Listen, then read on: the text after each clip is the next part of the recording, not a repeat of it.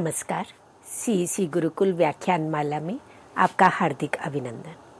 आज हम शुक्ल युगीन हिंदी निबंध और निबंधकारों पर चर्चा करेंगे। आधुनिक हिंदी साहित्य के अंतर्गत जब 19वीं शताब्दी में गद्य का प्रारंभ हुआ, उससे पूर्व सारा रचना हमारी पद्य में रही, ब्रज भाषा में रही। आधुनिक युग में जब प्रेस आई और खड़ी बोली में साहित्य रचना होने लगी तो गद्य का प्रारंभ हुआ और गद्य में अनेक नवीन विधाओं का, साहित्यिक विधाओं का भी जन्म हुआ, जिसमें निबंध भी एक साहित्यिक विधा है। कहानी, उपन्यास, नाटक, निबंध, रेखाचित्र, संस्मरण, यात्रा वृत्तांत आदि अनेक गद्य विधाओं का उद्भव और विकास इस युग से प्रारंभ हुआ। और गद्य को जहाँ साहित्य की कसौटी माना जाता है, गद्यम कविनाम निक्षम वदंती की बात की जाती है, वहीं निबंध को गद्य की कसौटी कहा जाता है कि हिंदी गद्य की जितनी भी साहित्यिक विधाएं हैं उन सब में निबंध सर्वोत्कृष्ट विधा है और वह गद्य की कसौटी है। और निबंध के क्षेत्र में आचार्य रामचंद्र शुक्ल केंद्रीय बिंदु माने जाते हैं, एक प्रतिमान माने जाते हैं। जिस तरह से नाटक के क्षेत्र में जयशंकर प्रसाद का नाम है, कथा के क्षेत्र में, उपन्यास के क्षेत्र में मुंशी प्रेमचंद का स्थान है और उनको आधार बनाकर नाटकों का या उपन्यासों का वर्गीकरण किया जाता है, उनके विकास क्रम को देखा जाता है। उसी प्रकार निबंध के क्षेत्र में आचार्य रामचंद्र शुक्ल को धुरी में रखते हुए उनसे पूर्व लिखे गए निबंध, उनके युग में उनके समकालीन निबंध और उनके परवर्ती निबंध, तो इस आधार पर निबंधों का वर्गीकरण, उनकी विकास यात्रा पर बात की जाती है। तो शुक्ल जी से पूर्व अगर हम देखते हैं, जब से हिंदी गद्य का प्रारंभ हुआ, निबंध लेखन भी तब से प्रारंभ हो जाता है। पाश्चात्य निबंधकारों का, बेकन आदि का अनुकरण करते हुए हिंदी साहित्य में निबंध लेखन प्रारंभ हुआ। पश्चिमी निबंधकारों के निबंधों का अनुवाद हुआ तो भारतेंदु युग से प्रारंभ माना जाता है। तो शुक्ल पूर्व निबंध, शुक्ल युगीन निबंध और शुक्लोत्तर निबंध, इस तरह से 3 वर्गीकरण करते हैं। और जो शुक्ल पूर्व निबंध है या निबंधकार है, उसको हम मानते हैं 1850 से लेकर के और 1920 तक, ये शुक्ल पूर्व युग कहलाता है, जिसमें भारतेंदु युग आया और द्विवेदी युग आया। और भारतेंदु युग में निबंध लेखन प्रारंभ हो रहा है, एक बीज रूप में है, जहाँ वो एक सतही हमें वर्गीकरण मिलता है। विभिन्न समस्याओं को लेकर के भारतेंदु युग में निबंध लेखन प्रारंभ हुआ, परंतु उसमें वह उत्कर्ष नहीं दिखाई देता। एक भूमिका के रूप में, एक बीज रूप में वे कार्य करता है। और उसके पश्चात द्विवेदी युग में जैसे जैसे आगे क्रमिक विकास होता चला गया, निबंध के क्षेत्र में और अन्य साहित्यिक गद्य विधाओं के क्षेत्र में परिष्कार होता गया, परिमार्जन होता गया, भाषा के स्तर पर भी, वर्ण्य विषय के स्तर पर भी और शैली के स्तर पर भी। द्विवेदी युग में अनेक नवीन शैलियों का गद्य के क्षेत्र में विकास हुआ। प्रताप नारायण मिश्र, भारतेंदु ने स्वयं निबंध की रचना की, बालकृष्ण भट्ट, बाल मुकुंद गुप्त, अध्यापक पूरण सिंह, राधा कृष्ण दास आदि अनेक निबंधकार हुए, जिन्होंने इस साहित्य विधा से हिंदी साहित्य को, हिंदी गद्य साहित्य को एक नई दिशा दी। और इसी द्विवेदी युग में ही आचार्य शुक्ल आते हैं, उनका निबंध लेखन प्रारंभ होता है, परंतु मूलतः उनकी जो एक निबंध का विकास हमें दिखाई देता है, वे 1920 से दिखाई देता है। तो 1920 से लेकर 1940 तक का जो पीरियड है, इसको हम शुक्ल युग कहते हैं और इसे ही छायावाद युग भी कहा जाता है। छायावाद युगीन निबंध पूछे जाए या शुक्ल युगीन निबंध पूछे जाएं, एक ही बात है, वो पीरियड 1920 से 1940 तक वाला रहा। और उसके पश्चात शुक्लोत्तर युग 1940 के बाद आज तक का अब तक का जो निबंध लिखे गए, निबंधों की रचना हुई, वो शुक्लोत्तर युग कहलाया और इसे छायावादोत्तर युग भी कहा जाता है।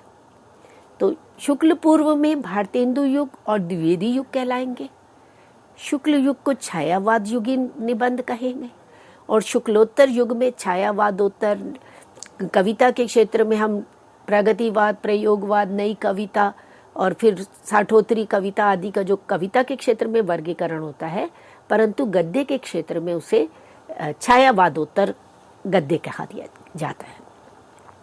तो हमने इससे पूर्व शुक्ल पूर्व युग की निबंधों और निबंधकारों पर चर्चा की थी। भारतेंदु युग और द्विवेदी युग के कौन से निबंधकार हुए, उनके कौन कौन से निबंधों की विशेषताएं थी, किन विषयों को आधार बनाकर निबंध लेखन हुआ, इस पर हम पहले अपने व्याख्यान में चर्चा कर चुके हैं। और फिर शुरू होता है शुक्ल युग। आचार्य रामचंद्र शुक्ल, जिनका मैंने अभी आपसे जिक्र किया कि वह धुरी रहे हैं, वे प्रतिमान रहे हैं और उनसे उनके युग के निबंधकार साहित्यकार भी प्रभावित हुए और परवर्ती साहित्यकार भी प्रभावित हुए।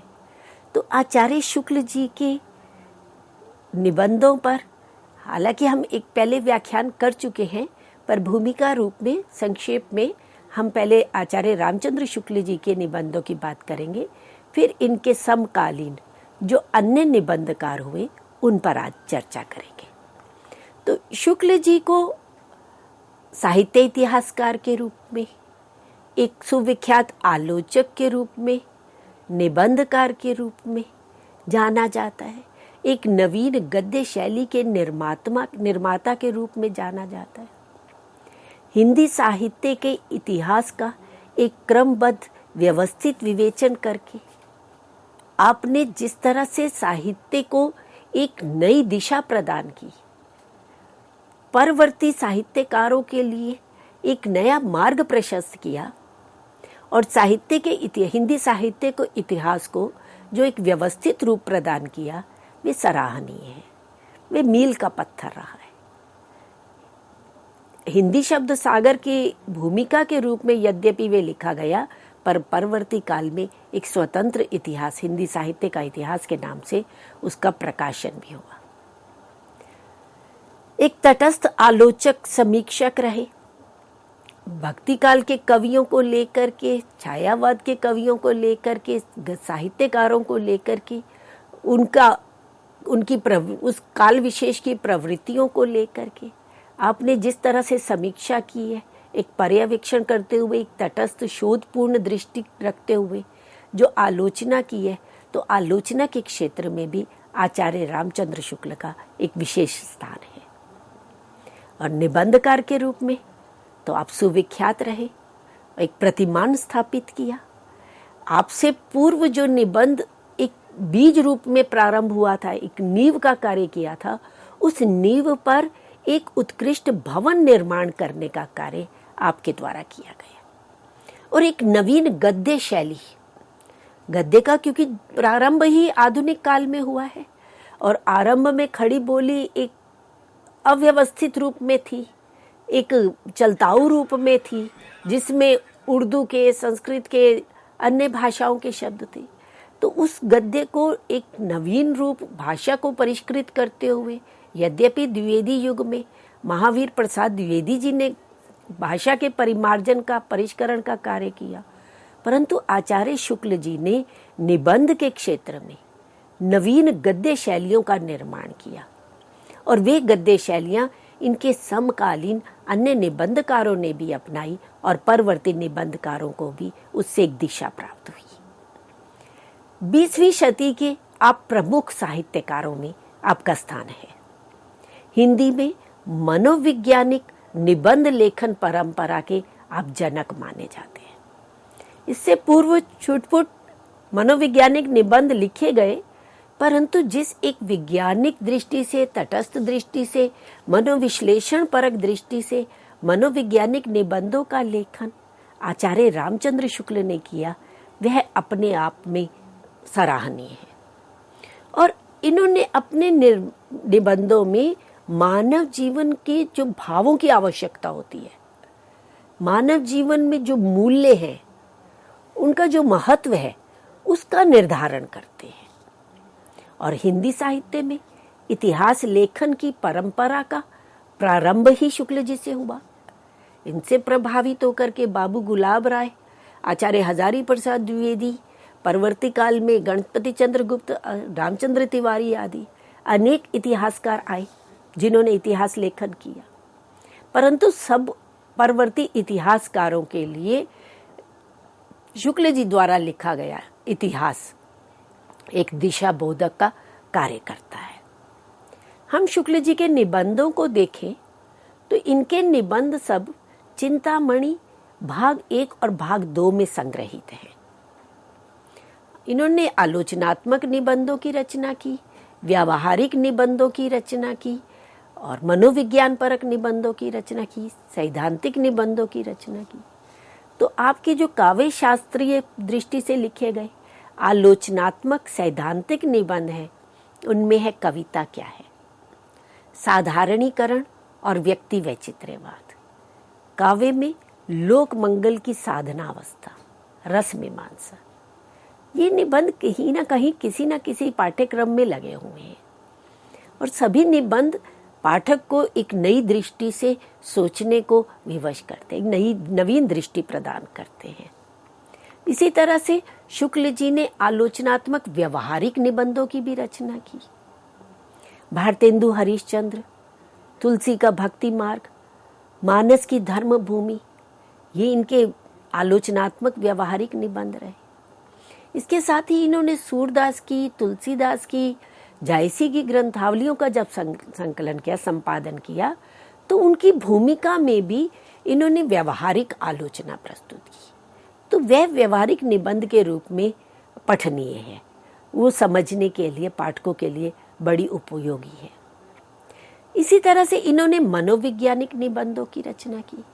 भाव या मनोविकार से संबंधित 2 प्रकार के इन्होंने निबंध रचे, युग्म रूप में भी 2-2 भावों को, 2-2 मनोविकारों को एक साथ लेकर के भी, और एक मनोविकार पर स्वतंत्र रूप से भी, जैसे श्रद्धा भक्ति, लज्जा और ग्लानि, लोभ और प्रीति, ये युग्म रूप में इनके निबंध रहे मनोविकार संबंधी।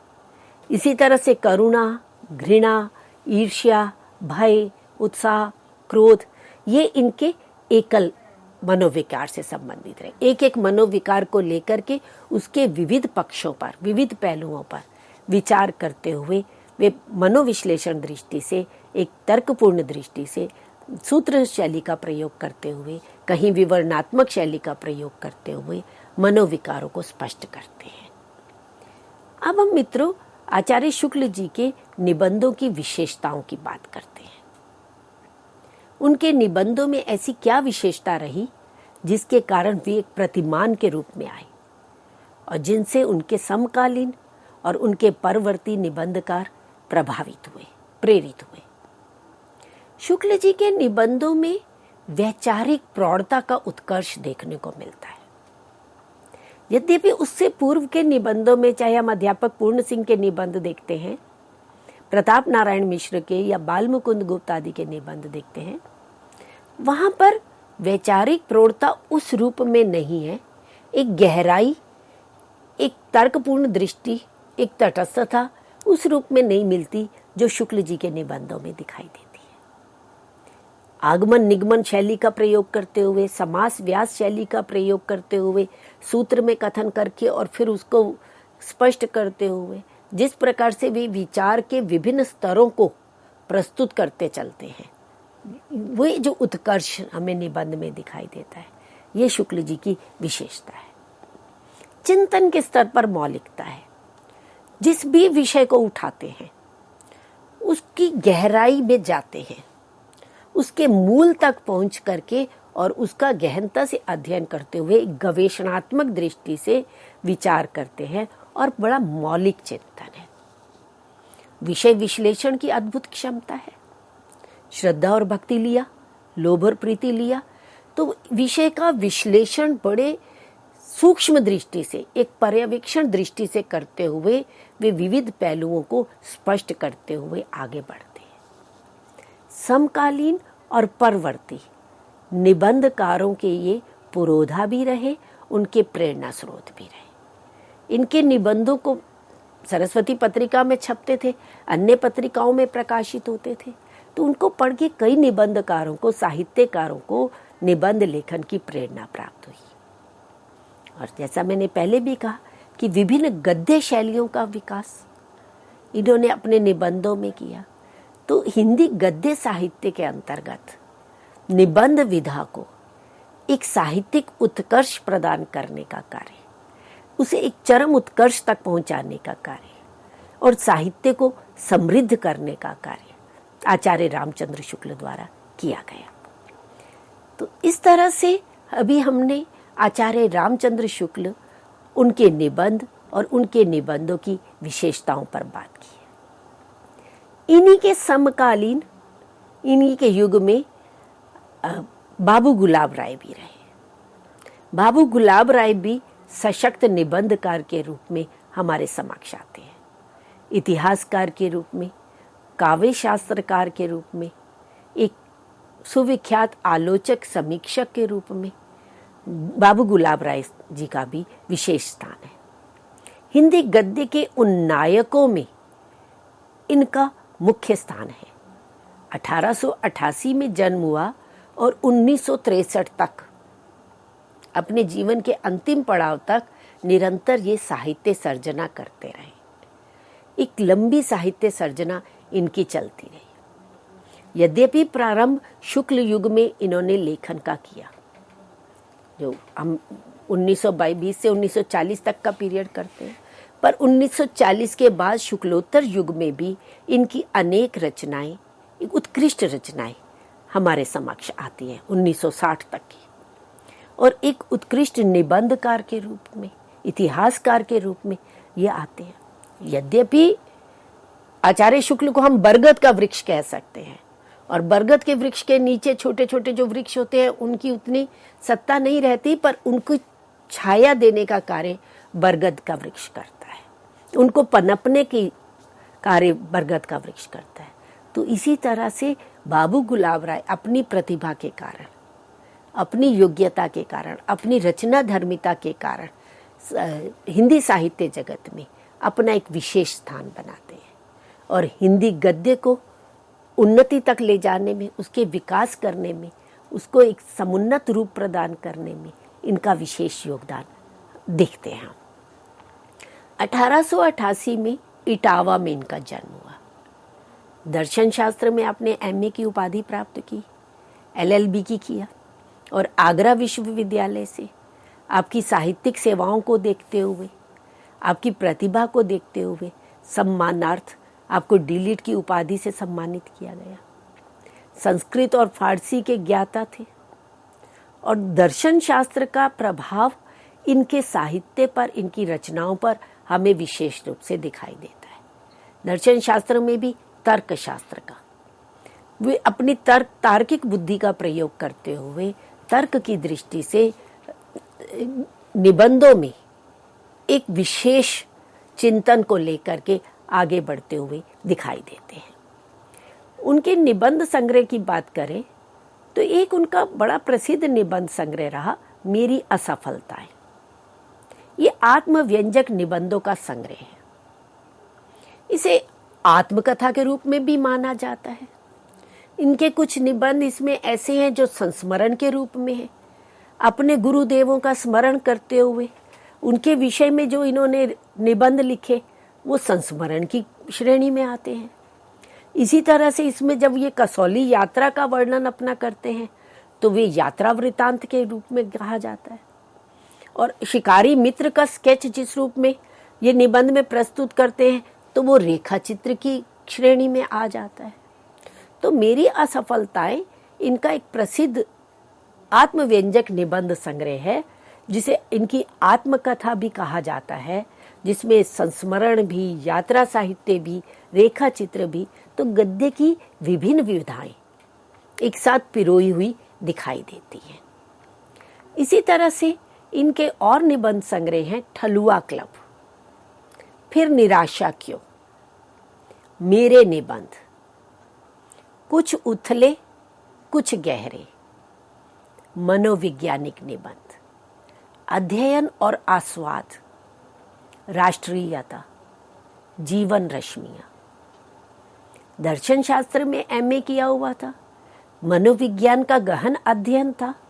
तो जिस तरह से आचार्य शुक्ल ने मनोवैज्ञानिक निबंधों की रचना की, उनसे प्रेरित होकर के, उनसे प्रभावित होकर के बाबू गुलाब राय भी मनोवैज्ञानिक निबंधों की रचना करते हैं। हिंदी साहित्य का इतिहास शुक्ल जी ने लिखा और इन्होंने भी हिंदी साहित्य का सुबोध इतिहास लिखा, जो विद्यार्थियों के लिए विशेष रूप से उपयोगी रहा। और अपने निबंधों में निबंध को लेकर के, भाषा को लेकर के, काव्य शास्त्र को लेकर के समय समय पर ये अपने विचार प्रस्तुत करते रहे हैं।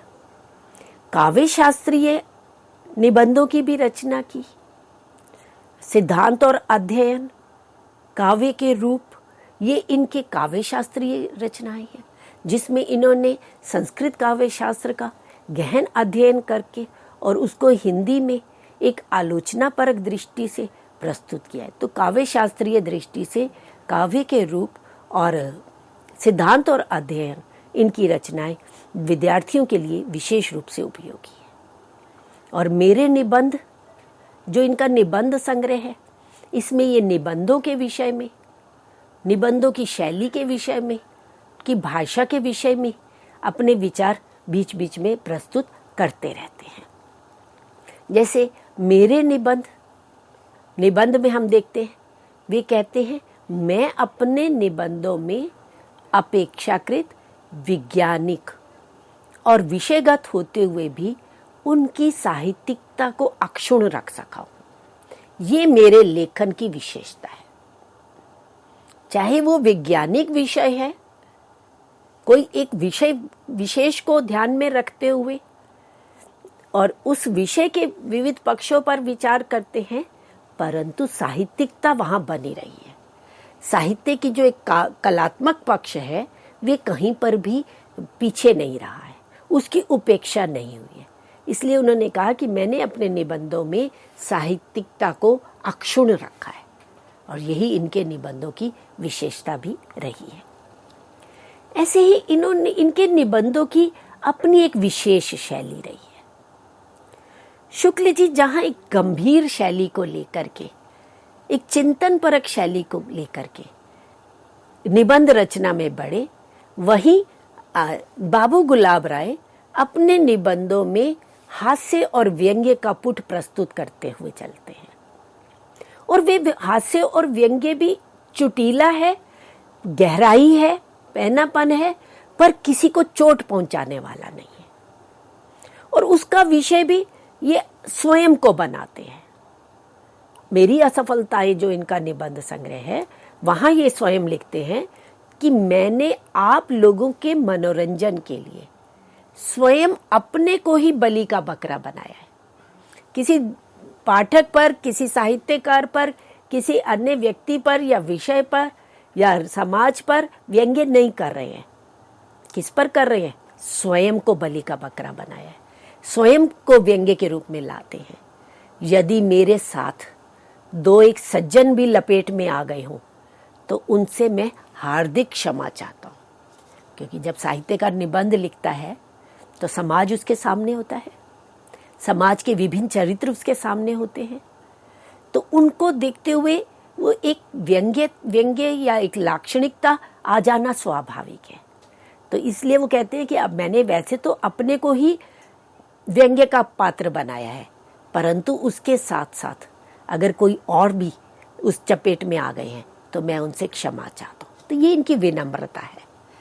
तो अपने जीवन की असफलताओं पर मैं स्वयं हंसा हूं कि जीवन में जो, अपने जीवन में जो विभिन्न निराशाओं के क्षण आए, क्योंकि मेरी निराशा भी इन्होंने निबंधों का संग्रह है इनका, जीवन में जो असफलताएं प्राप्त हुई हैं, तो उनके कारणों को जान करके मैं स्वयं अपने आप पर हंसा हूं। तो किसी दूसरे को मैंने हंसी का या व्यंग्य का पात्र नहीं बनाया। अब हम बात करते हैं इनके निबंधों की और क्या क्या विशेषता रहे। एक तो ये हास्य और व्यंग्य का पुट रहा ही इनके निबंधों में, और इनके निबंधों को देखते हुए हिंदी साहित्य के प्रसिद्ध गद्यकार रामचंद्र तिवारी हुए, जिन्होंने गद्य साहित्य का लेखन किया, इतिहास का लेखन किया। वे इनकी विशेषताओं की ओर प्रकाश डालते हुए कहते हैं कि प्रायः संस्कृत की कहावतों और प्रयोगों में वक्रतापूर्ण परिवर्तन करके, श्लिष्ट शब्दावली का प्रयोग करके, लाक्षणिक प्रयोगों को अभिधात्मक बनाकर, प्राचीन संदर्भों को आधुनिक परिस्थितियों पर फिट करके और बेमेल बातों को मिलाकर हास्य उत्पन्न किया है। तो जो हास्य और व्यंग्य का पुट हमें इनके निबंधों में दिखाई देता है, तो उनके पीछे क्या क्या मूल कारण रहे हैं, किस आधार पर या किस शैली का प्रयोग किया है। तो वो कहते हैं कहीं उन्होंने संस्कृत की कहावतों और प्रयोगों में एक वक्रता ला करके, उसमें परिवर्तन ला करके व्यंग्य लाए हैं, कहीं श्लेष परक शब्दावली का प्रयोग करके उसमें व्यंग्य ले आए हैं, कहीं लाक्षणिकता का प्रयोग किया है, या लाक्षणिकता को अभिधा के रूप में प्रस्तुत करके एक नवीन शैली का प्रयोग करते हुए, या प्राचीन संदर्भों को लेकर, पौराणिक कथाओं को, पौराणिक अंतर कथाओं को लेकर के और उनको आधुनिक परिस्थितियों में फिट करके और अपनी बेमेल की बातों को मिला करके, तो एक हास्य का और व्यंग्य का पुट देने के लिए और पाठकों को विशेष रूप से प्रभावित करने के लिए, उनका ध्यान आकर्षित करने के लिए ये व्यंग्य का पुट लेकर के आते हैं। और इन्होंने जो वैयक्तिक निबंध लिखे, आत्मव्यंजक निबंधों की रचना की, वे बड़े रोचक ढंग से लिखे और विषय को प्रधानता न दे करके लेखक के व्यक्तित्व, उसकी निजी प्रतिक्रियाओं, उल्लास और व्यंग्यपूर्ण क्षणों की अभिव्यक्ति निरंतर करते चले जाते हैं। इनकी भाषा में सरलता है, अनुभूति की तरलता है और विचारों की स्पष्टता दिखाई देती है। इनके निबंधों की एक विशेषता यह है कि वे संवाद शैली में, वार्तालाप शैली में लिखे गए हैं, बातचीत के ढंग से निबंध लिखे गए हैं, जिससे पाठक उनके साथ जुड़ता है और एक आत्मीयता का अनुभव करता है। और जो बात निबंधकार पाठक तक पहुंचाना चाहता है, वह बड़े सहज रूप में पहुंचा देता है। तो वार्तालाप शैली में इनके निबंध लिखे गए हैं। व्यक्तिपरक और वस्तुपरक दोनों ही प्रकार के निबंधों का लेखन आपने किया है और इनके निबंधों में इनके कोमल व्यक्तित्व का प्रभाव भी सर्वत्र परिव्याप्त दिखाई देता है। निबंधों में मनोविश्लेषण शास्त्र की नवीन पद्धतियों के आधार पर चेतन और अवचेतन मन की जो आंतरिक प्रक्रियाएं हैं, उनका चित्रण भी ये अपने निबंधों में करते हैं। विषय प्रतिपादन बिल्कुल स्वच्छ और स्पष्ट है, कहीं उसमें दुरूहता, क्लिष्टता या श्लेषपरकता नहीं दिखाई देती। एकदम स्पष्ट शैली में वे विषय का प्रतिपादन एक एक पहलू के स्पष्ट करते हुए करते चले जाते हैं। भाषा बड़ी सरल, स्पष्ट और भावव्यंजक है। भाषा के संबंध में स्वयं बाबू गुलाब राय कहते हैं कि मेरी शैली में बहुत से दोष हैं जो कभी कभी उसके गुणों को दबा लेते हैं। मैं अपनी भाषा को आडंबरपूर्ण बनाने से बचाता हूँ, लेकिन सरल भाषा को गौरवशालिनी बनाना मुझे नहीं आता। इसी कारण मेरी भाषा में शैथिल्य आ जाता है या वे पांडित्य से बोझिल हो जाती है और उसमें कृत्रिमता की गंध आने लगती है। तो अपनी भाषा के विषय में, निबंधों की भाषा के विषय में कहाँ वे भाषा थोड़ी कृत्रिम हो गई है या पांडित्य के कारण वो बोझिल हो गई है, विषय के कारण कहाँ उसमें बोझिलता आ गई है, तो इस अपने दोष को वे स्वयं स्वीकार करते चलते हैं। इस तरह से मित्रों, अभी हमने आचार्य रामचंद्र युग में जो सुप्रसिद्ध निबंधकार बाबू गुलाब राय हुए, उनके निबंधों का और उनके निबंधों की विशेषताओं पर बात की। आज की चर्चा हम यहीं समाप्त करते हैं। इस चर्चा को अगले व्याख्यान में हम आगे बढ़ाएंगे और शुक्ल युगीन अन्य निबंधकारों पर भी बात करेंगे। धन्यवाद।